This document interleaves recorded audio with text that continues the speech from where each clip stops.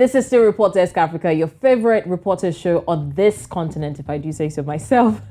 And we're still here giving you the top stories at this week. Now, we just talked about the monkeypox virus, and I'm sure that, you picked one or two things from it. Be cautious, be more, you don't know what your immune system is like, so just be more careful generally. Now we'll be talking about the education system in Nigeria, that's the western part of the continent. Now, the Nigeria Labour Congress has given the federal government a 2-week ultimatum to meet the demands of the Academic Staff Union of Universities. The union has been on strike now for over 5 months, grounding academic activities in various state-owned tertiary institutions and leaving students idle. Now, earlier this week, the several trade unions, in solidarity with the academic union, stormed different parts of the nation as they requested urgent intervention in the country's education system. I mean, we've seen that, this strike action has gone for so long, and then a lot of people have been looking forward to an end to it. And even students have been joking about how they don't even want to go back to school because it's taking so long. So it's something that has, become a cause for concern. Now, our correspondent, Niyi Omoniyi, was at the protest ground in Lagos, southwest Nigeria, and he found this report. Let's take a look.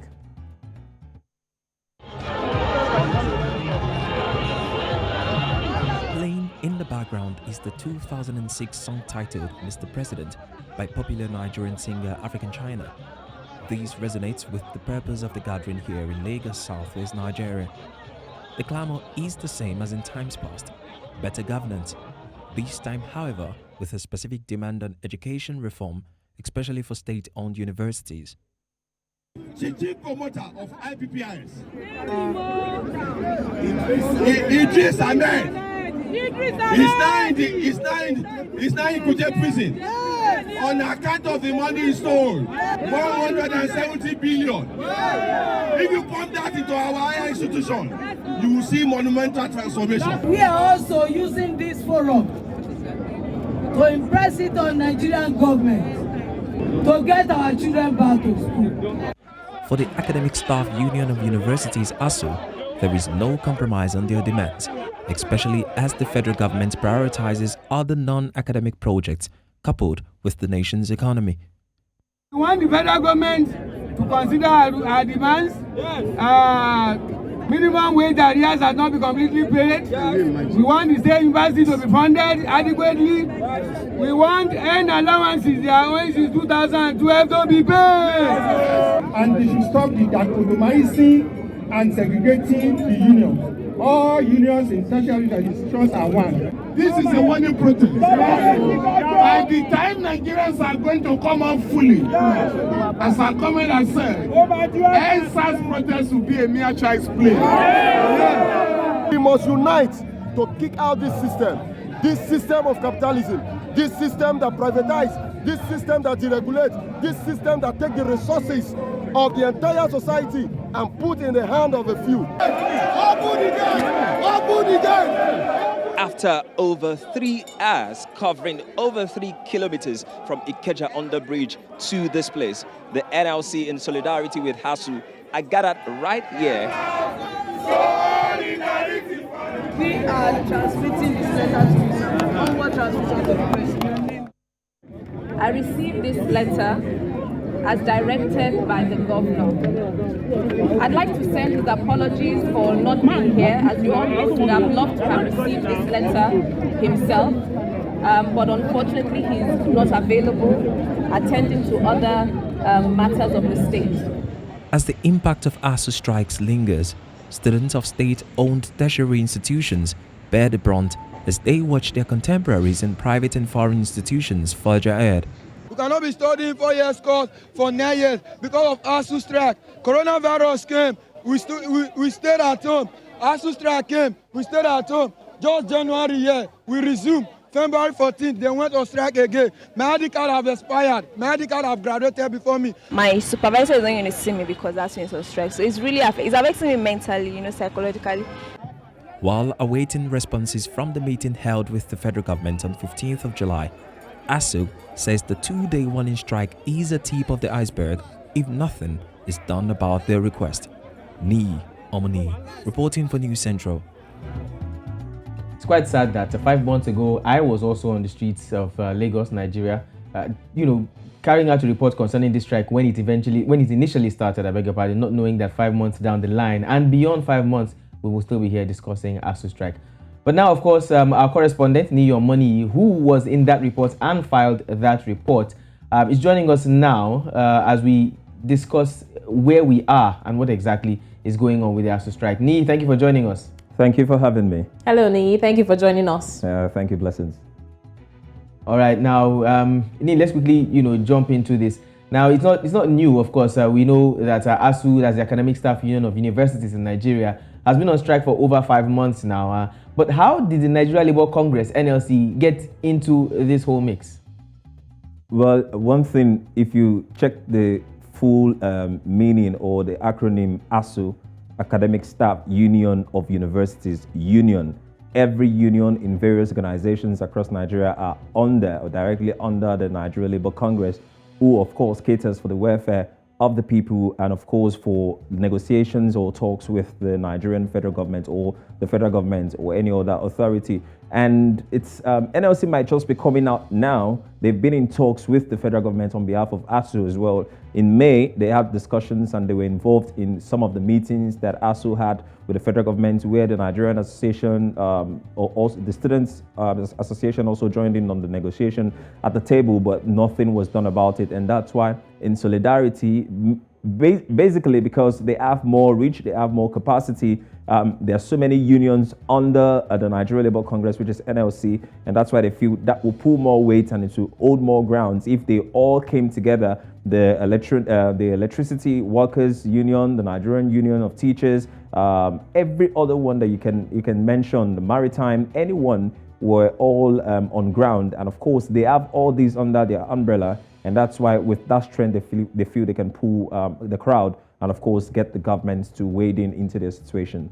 All right, Niyi, you were at the protest ground. Can you give us an overview of what happened there? Like every other protest, a lot of gathering, a lot of dancing, a lot of, not dancing for joy, I would say, but of course dancing with pain in their hearts, and of course playing songs that relate with their, just as I mentioned in the report, songs that relate with their situation. And of course they were gathered there as at 7, because we were on ground as at 7, and a lot of people were on ground, over 1,000 people in Lagos. And of course there were other ones, other protests, because it was a nationwide protest. There were other protests across the nation. But in Lagos specifically, there were over 1,000 that were gathered at one of the commercial centers in this city, Lagos, which was Ikeja Underbridge.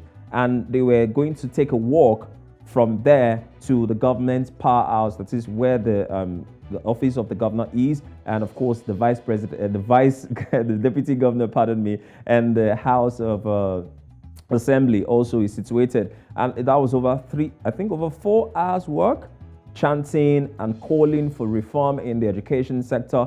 At first, when they got, after like 2.5 kilometers, when they got to the gate of the, just as you can see, when they got to the gates of the compound, they were not allowed, they were not given allowed access into the building, and they kept claiming that, no, you can't barricade them here. Not few of them are allowed to go in. No, everybody's allowed to go in. You've built this place with taxpayers' money. We have a right to see the governor. We have a right to go in. We have a right to be here and air our views. And after a lot of consultations and back and forth, chanting and everything, it's quite funny because I've covered similar situations where other people who are not the Nigeria Labour Congress went to the same place, but they were not granted access into this particular structure. And it's just few of their members that were allowed to speak with 1 or 2 of the government's representatives. But this time around, they were actually granted access, not to the main building, of course, but of course to the compound where it all began. And they were there clamoring to see the governor, who never showed up. And if there's a frame there where the representative, that's the Commissioner for Establishment, Training and Pension, was trying to receive the letter. If you look deeply at that framing, you will see the face of Femi Falana yes, there, when the woman was talking, when the commissioner was talking, and she was mentioning the fact that the governor is currently not around to receive the he just had a smirk like, no, that's not it. And those are the things we were able to also notice on ground, because with rumors circulated that the governor was actually around, but of course we cannot ascertain that. But a representative was sent out to receive the letter on behalf of the Nigeria Labour Congress, and after that they all just dismissed. And as stated, after reading out the content of the letter to the representative, what they were able to ascertain was it's not a fight against the Lagos State government, but of course it's just to serve as a channel whereby the Lagos State government can pass on their message to the federal level, because who they have issues with is the federal government. Okay.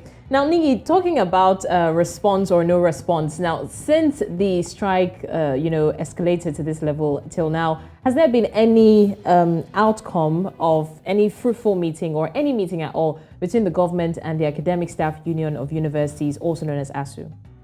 You know, from people I've spoke with earlier before now that are quite older than me, ASUU has been striking. In fact, there's an article that says ASUU strikes more than thunder. And it's weird, but why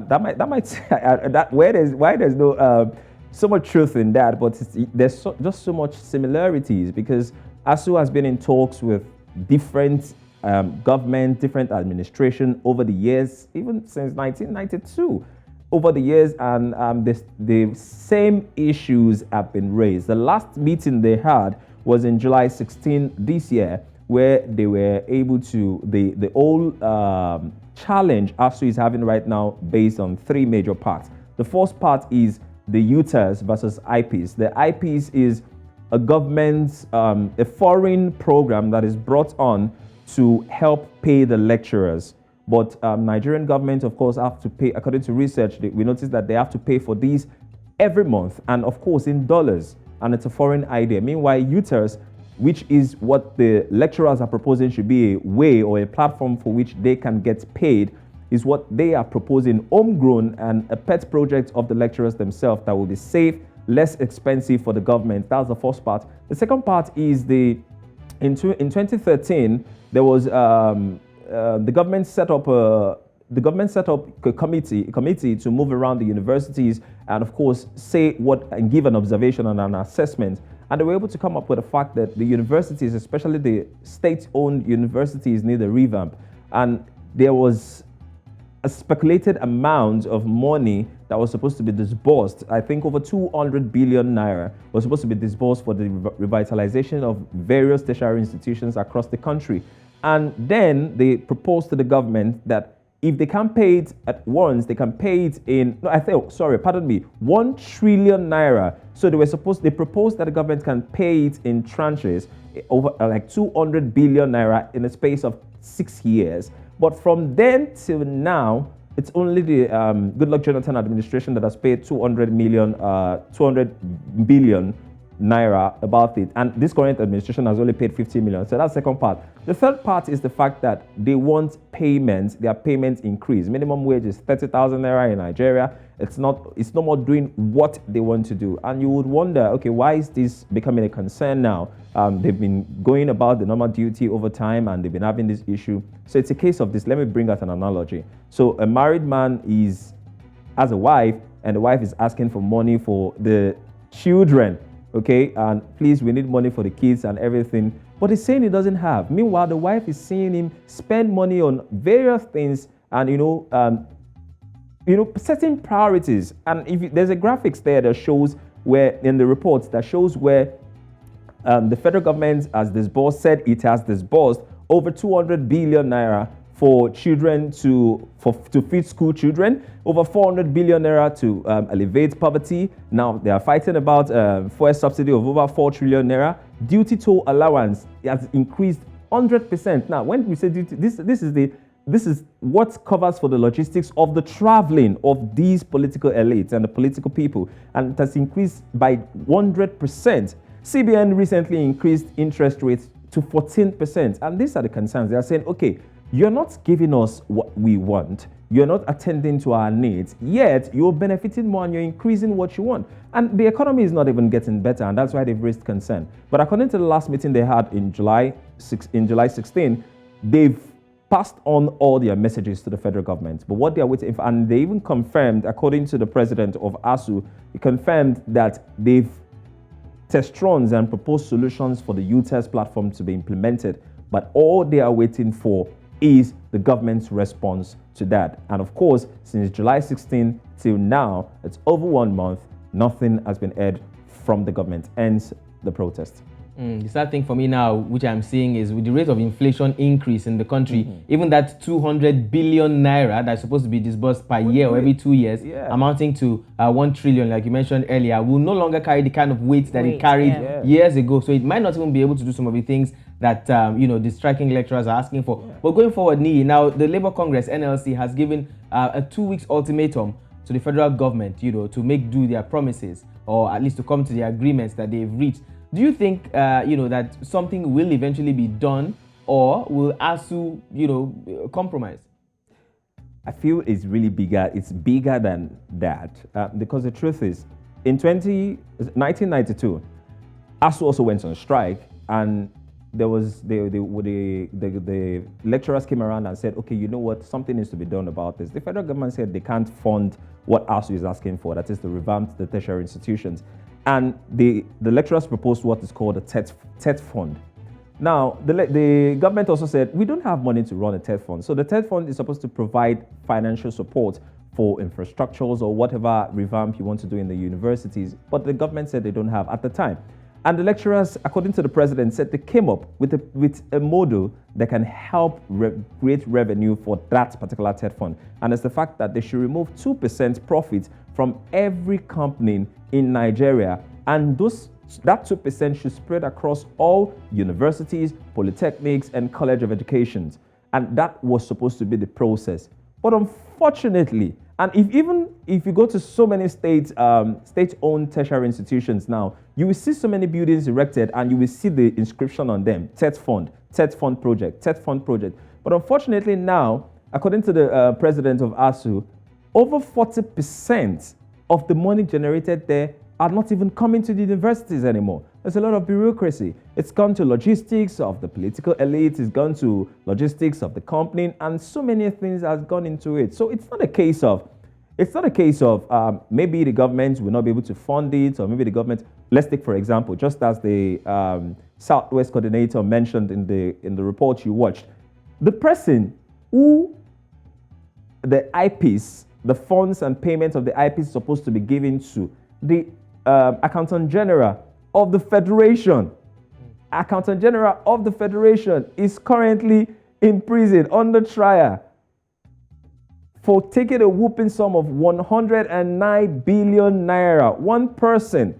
And it's mentioning that if that money alone is, redirected to the education sector, it might not solve all the issues. It might not solve all the problems. It might not take away all the worries, but at least it will start from somewhere. Definitely would have. But the challenge is that they are not getting it at all, not even in tranches, not even in small funds.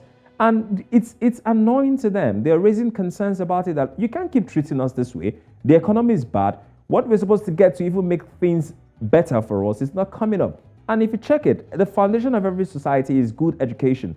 But if you look across board, even the private universities we're talking about, or foreign universities, how many Nigerians, how many people can afford to send their kids to private-owned universities when the prices are very, very high, not to talk of cost of living? So these are the issues. It's not just about if they want this or they want that, but they are seeking that the federal government answers, at least gives a response to say, okay, we'll start from somewhere. But nothing so far has been, if we were able to get information from a government worker, it will have made things easier, and the person will be able to speak on behalf of the government that, okay, we are working on so and so. Who knows? They might be working on some parameters for the UTAS which ASUU has proposed. But of course, we're waiting to see whatever it is response they have towards all what ASUU has offered on the table. But one thing is sure, ASUU has said it will not compromise. That means this might be going on for a very, very long time. Before Blessings even drops her next question, and the last question, I just got to realize that the Accountant General has made bail, as a matter of fact. So let's hope this does not aggravate more, this does not cause more problems to the striking lecturers eventually. I mean, well, so this is where we are now, yeah? Those whose hands were entrusting this fund are swallowing the money. And then our futures of tomorrow are sitting at home waiting to resume school. So, Niyi, I'm just going to put this personal question to you. And I don't like asking you this question because the answer is always never. But let's just hope it's not never this time. So when do you see this whole thing ending? Do you even see an end to it? And also, what is your advice to the students who are sitting at home at this time? Because it's one thing not to have access to education, but it's another thing to just not do anything with your time. So what do you think the students should be doing? And also, do you see an end to this? I'll start with the latter because I was once also affected. I think I stayed for 7 months at home due to ASUU strike during my time. And I could say for a fact that back then I knew people who came back to school pregnant. I knew people who came back to school more upskilled. I knew people who came back to school with less interest in education after that. And it was just, you know what, let me just graduate. The advice I would, however, give to these people is they should just seize the opportunity. Although they're kind of limited because the economy that has been run in Nigeria, almost nothing is really productive. You can't, there's these stringent policies that are being doled out every day, even if you want to start a business or you want to learn a trade. But it might be a good time to actually invest or get information or learn something new. Learn something new, learn something you can do and work, or something you can just you could gain knowledge from, that you could as well convert at a particular point in time and also get money from. That's the only thing you can do right now, because you can't get a legitimate job because you don't have an NYSC certificate, you don't have a graduation certificate, you don't have anything. So you could just try to learn and get something going for yourself. Knowledge is not wasted. Once you get it, it's there and it sticks forever. And who knows where it could come out from. And what else? I don't know what other advice to give you, sincerely, only to wait, sincerely. Because if I say you should go and start in another private institution, where is the money? The economy is speaking for itself. And on the other part, how long will this last? As I said earlier, ASUU has been striking for a very long time, almost in competition with thunder. I would propose that if this is going to take, I think this year might be gone. Wow. Sincerely, with the way it's going, because from the political class, campaign is what is on their mind. And that, let's be factual about that. Right now, is there anything any political person wants to do for you or political official wants to do for you now, if it's really just tied to their campaign. And that is what their focus is right now. So there might be a lot of challenge to really get the focus or the attention of any federal government or an official of the federal government to say, okay, you know what, let's do this, let's do that, or maybe after the election. So I might be projecting maybe when a new administration or the same administration comes in, we might get a solution. So that will be after the February 2023 elections. All right. It's bad news for the students, I'm sorry, but that's my own projection. All right, Niyi, thank you so much. Well, deep analysis there, to be honest. Honest but true. We don't know when this is going to end. We hope it ends sooner than later. But then again, it seems like more things are taking the time of the government, aka the forthcoming elections. Yeah. Thank you so much, Niyi, for joining us. As always, thank you for the report. Thank you, Niyi. All right, now very quickly now, we'll jump to Adeshewa Udushoga, who's also standing by to give us a forecast for what we may be expecting or we should be expecting come the following week.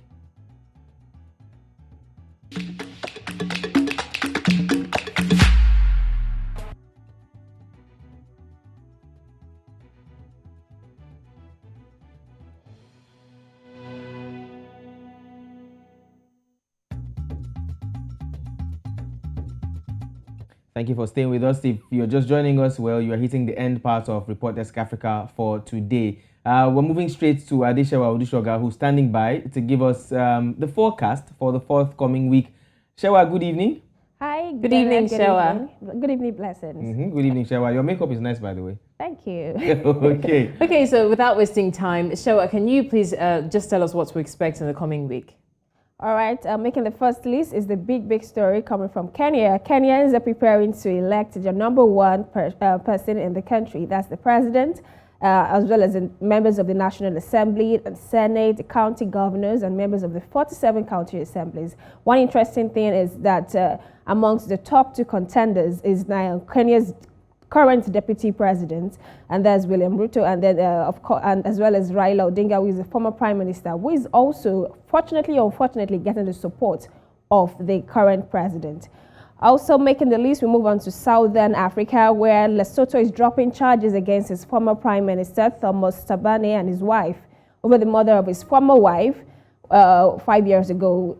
Unfortunately, it was once alleged to have hired killers to murder his wife barely a few days before he was sworn in as the premier in June 2017, and they had been going through an acrimonious divorce at the time of her death.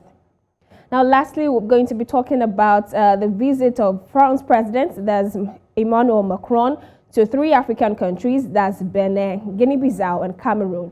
Now, amidst his visitation to the African countries, he had been accused of having a France-Africa intention over his visitation. But then Macron has said that he's visiting Africa to discuss the current food insecurity, the scarcity of fuel, amongst other economic crises that was caused by the Russian and Ukraine war. Thank you so much, Chewa. I'm quite interested at Macron's visits to these African countries. At some point, I thought he was going to visit Mali, knowing the kind of ties that France has with Mali. But of course, you know that Mali is in Sahel region, and recently they've been asking for French troops to leave the country. So at some point, I was thinking he will come there to extend more diplomatic ties. But then again, maybe not. Maybe not. And some were even expecting that his first stop is going to be in Zambia, a country that is showing prospect of, producing agricultural products to sustain the continent amidst the ban of affecting the Russia and Ukraine war. But people have said that maybe his visitation has something. Maybe France, Africa is back in Africa. But then we see that some of the African countries is visiting only Cameroon, and maybe Guinea-Bissau has any connection with the French colonialists in the past. Well, but then again, it's good to see that he's trying to reestablish his ties with this, once French colony. So it's a welcome development. Thank you so much, Shewa. Thank you, Shewa. As we wrap up the show, Shewa, I would like to ask you, did you ever witness ASUU strike in your days? Fortunately, I attended a private university, so it's 4 years is 4 years.